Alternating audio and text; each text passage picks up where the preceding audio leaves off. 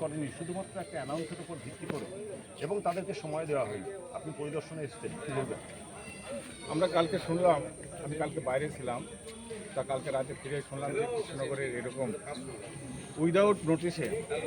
Without নোটিশে তাদের কোনো ইনফরমেশন না দিয়েই যে কৃষ্ণনগর পৌরসভায় বিভিন্ন এলাকায় যে অবৈধভাবে ভাঙা হয়েছে, আমি মনে করি যেটা নোটিশ ছাড়া বা তাদের সময় না দিয়ে অবৈধভাবে ভাঙা হয়েছে, রাতের অন্ধকারে ভাঙা হয়েছে, যেটা তাদের দোকানের মধ্যে দোকান ভর্তি যে মাল, যে জিনিসপত্র, সেগুলি সরানোর সুযোগ দেওয়া হয়নি।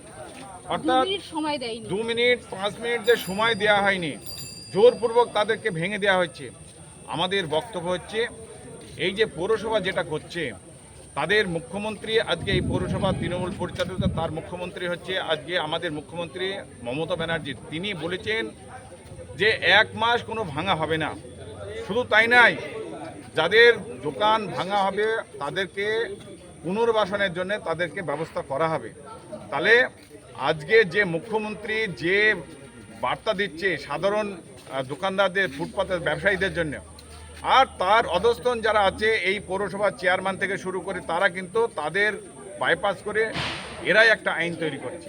তাহলে আমরা মনে করছি যে আজকে কোন ভরসায়, আজকে কাদের ভরসায় আজকে জনগণ, এই ব্যবসায়ীরা আজকে ব্যবসা করবে? আমরা এই যে অবৈধ যে ভাঙচুর হয়েছে, আমরা তার জন্যে আজকে আমি পরিদর্শনে এসেছি। বিভিন্ন জনের সঙ্গে কথা বলে বুঝলাম যে যেটা করেছে সেটা অন্যায় করছে, গরিব করছে, এবং শুধু নয়, হাজার হাজার মানুষের আজকে রুটি রোজগার বন্ধ হয়েছে, তাদেরকে করে খাওয়ার জায়গা বন্ধ হয়েছে, তাদেরকে বাড়িতে বৃদ্ধ মা বাবা আছে, কারণ স্কুলের ছাত্রছাত্রী যারা ছেলে মেয়ে পড়াশোনা করছে, তাদেরকে আজকে কিভাবে তারা সংসার চালাবে। তাই অনেক দোকানি বলছেন যে পৌরসভার যে বিল্ডিংগুলো আছে এবং যে মার্কেটগুলো আছে সেগুলো ম্যাক্সিমাম তার বেআইনি এবং সেগুলো অন্যের জমির ওপর ওনারা দাবি করছেন দোকানদাররা। সেটা আপনারা কীভাবে দেখবেন? আমরা দেখছি, আমরা তো মনে করছি যে এইভাবে এর অতীতেও আমরা দেখেছিলাম যে দোকানদারগুলো তুলে দিয়ে সেখানে প্রমোটিং করা হয় এই কৃষ্ণনগর পৌরসভা থেকে। তাহলে আজকে এই দোকানদারগুলো যদি তুলে দেওয়া হয়, তাহলে ওগুলোর সঙ্গে একই আইনের আওতায় আসা উচিত বলে আমরা মনে করছি। সকলের ক্ষেত্রে একই আইন হবে, সকলের ক্ষেত্রে একই আইন হবে, এটাই আমাদের দাবি। শুধু তাই নয়, আমরা এদের সঙ্গে থাকব এবং বৃহত্তর আন্দোলনে যাব, যাতে এতে রুটি রোজগার ব্যবস্থা করতে হবে। বিকল্প তাদেরকে ব্যবসার জায়গা করে দিতে হবে, তবেই যেন এই পৌরসভা থেকে হকারদের উচ্ছেদ করার চিন্তা ভাবনা করা হয়।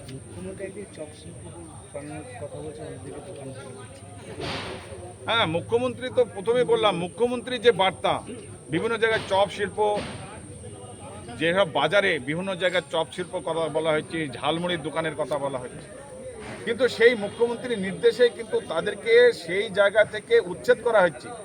অর্থাৎ মুখ্যমন্ত্রী দ্বিচারিতা করছে, একদিকে তাদেরকে উৎসাহ দিচ্ছে, আর একদিকে তাদেরকে ভেঙে দেওয়ার জন্য ব্যবস্থা উচ্ছেদ করা হচ্ছে। তাই আমরা মনে করি এই মুখ্যমন্ত্রীর উপর এই সাধারণ ব্যবসায়ী, ছোট ব্যবসায়ী থেকে শুরু করে আপামর জনসাধারণের কোনো আর ভরসা রাখতে পারছে না। তাই আমরা এই সাধারণ মানুষের, ব্যবসায়ীদের, ছোট ব্যবসায়ীদের পাশে থাকে, তাদের ন্যায্য অধিকার যত প্রতিষ্ঠিত হয় তার জন্য আমরা তার পাশে থাকি। এই বিষয়ে আপনাদের আগামী কি আছে? আমরা আজকে বিকালে আমরা বসবো সকল ব্যবসায়ীদের নিয়ে এবং তাদের সঙ্গে আলাপ আলোচনার মধ্য দিয়ে আমরা পরবর্তী পদক্ষেপ আমরা স্থির করব। আমি অর্জুন বিশ্বাস, নদিয়া উত্তর সাংগঠনিক জেলার বিজেপি সভাপতি।